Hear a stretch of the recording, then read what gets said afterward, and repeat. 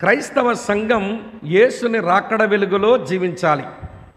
అయితే రాకడ ఎప్పుడు సంభవిస్తుంది, అది ఎలాగ సంభవిస్తుంది, అది కొంచెం తెలుసుకుందామని క్రైస్తవులందరికీ భలే ఆకలి ఉంటుంది.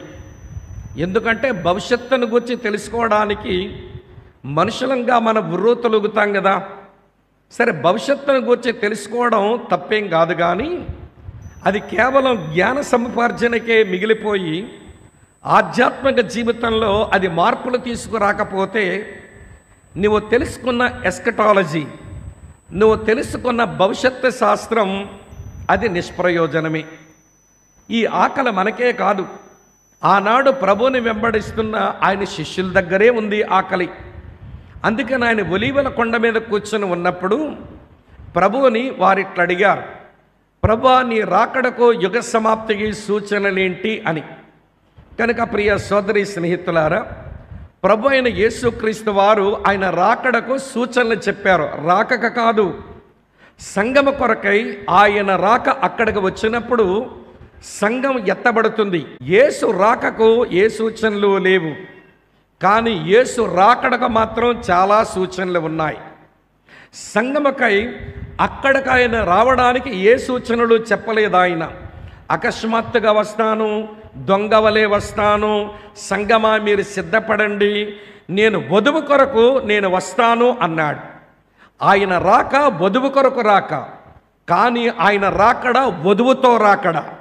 ఎత్తబడిన ఆ సంఘం 7 సంవత్సరాలు ప్రభువుతో ఉండి అది ప్రభుతోనే మళ్ళీ భూమి మీదకి వేంచయ్యనయ్యింది. ఆ రోజున ప్రియులారా, ఆయన రాక పరిశుద్ధులు మాత్రమే తెలుసుకుంటారు, కానీ ఆయన రాకడ ప్రతి నేత్రము చూస్తుంది. ఆయన మేఘారూఢుడై వచ్చుచున్నాడు, ప్రతి నేత్రము ఆయనను చూచును అని రాసి ఉంది. యేసును రాకడకు రాక కాదు సుమా, యేసును రాకడకు సూచనలేమిటి, యేసుని రాకడకు మన సిద్ధపాటు ఏమిటి? యేసుని రాకడకు లోకములో సూచనలు చెప్తాను, యేసుని రాకడకు సంఘములో సూచనలు చెప్తాను, యేసుని రాకడకు యూదులలో సూచనలు చెప్తాను. ఈ 3 సూచనలు మీరు గమనిస్తే యేసుక్రీస్తు యొక్క 2వ రాకడకు మనం ఎంత సమీపంగా ఉన్నామో మనకు తెలుస్తుంది. దానికి ముందే 7 సంవత్సరాల ముందు ఆయన రాకలో మనం ఎత్తబడ్డానికి సిద్ధపడుతూ ఉంటే రాకడ కొరకు బాగా సిద్ధపడుతున్న వారమే అవుతాం. కాబట్టి నా ప్రియ సహోదర సహోదరులారా, యేసుక్రీస్తు ఒక 2వ రాకడకు సూచనలు ఆ రోజున శిష్యులు అడిగారు. ఈ రోజున మనకు ఆ తెలుసుకోవాలని ఆరాటం మనకు ఉంటే యేసును రాకడకు లోకములో సూచనలు చెప్తాను, సంఘములో సూచనలు చెప్తాను, యూదులలో సూచనలు చెప్తాను, ఇవన్నీ వాక్యములోంచే చెప్తాను. ఇప్పుడు యేసును రాకడకు మనం ఎంత చేరువుగా ఉన్నామో మనకు అర్థమవుతుంది. 2వ సూచన చెప్తాను, వినండి. 2వ సూచన మత్తయి సువార్త 24వ అధ్యాయం 7వ వచనం. ఇది లోకములో సూచనలు సుమా, బాగా వినండి.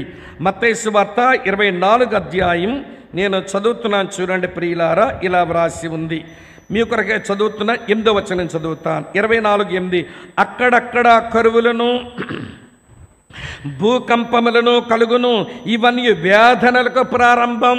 నా రాకడక మునుపు కరువులు, భూకంపాలు, వేదనలకు ప్రారంభం వస్తుంది. అక్క, చెల్లి, తమ్ముడన్న, ఈ రోజుల్లో మన తరములోనే ఇదివరకు ఎన్నడూ చూడని, ఎన్నడూ వినని కరువులు, భూకంపాలు చూస్తున్నాం. ఇదివరకు ఎన్నడూ చూడని ప్రమాదకరమైన వరదలు చూస్తున్నాం.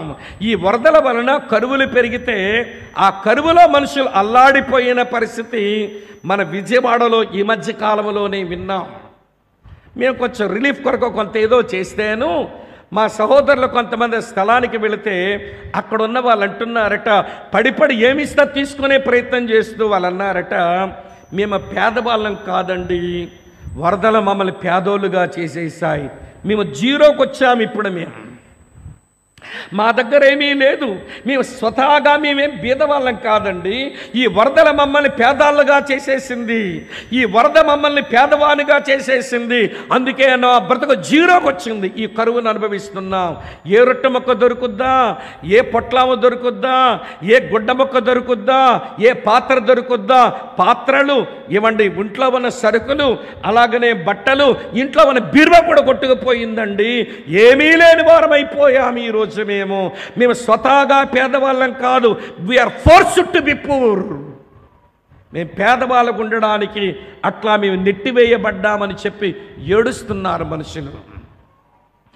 మీకు కరువుల సంగతి వేరుగా చెప్పనక్కర్లేదుగా, భూకంపాల సంగతి వేరుగా చెప్పనక్కర్లేదుగా, వరదల సంగతి వేరుగా చెప్పనక్కర్లేదుగా.